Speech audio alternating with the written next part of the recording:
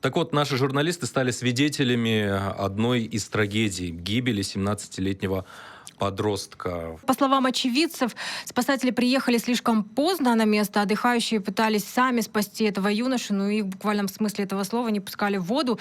Там же на берегу, что самое ужасное, был отец погибшего подростка, в смысле на его глазах все это произошло, и его пришлось удерживать силой, чтобы он не бросился в воду. Бала батты. Спасательдердің не очкиі жоқ, не газовый баллоны жоқ. Үшеуі барды, бала тұншығып батыр, ешқайсысы ары қарай барған жоқ. Әкесі талып батыр, мына кісілер бізді қуғаннан басқа ешқандай әрекеті жоқ.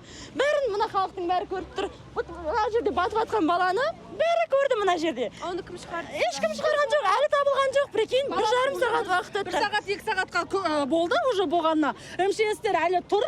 Неге тұрсыздар десек, біздің специально келетін неміз келу керек. Сол кезде барып біз іздейміз дейді. Ал халық болса сол кезде құтқарып алар. Ал бұл кісілер халықты жіберген жоқ. Ал өздері суға түсіп баланы іздеген жоқ. Бала көмек сұрады, қолын созып. Ешкім жүгірген жоқ. Қарапайым халық жүгірді, бірақ ары қарай бара алған жоқ халық.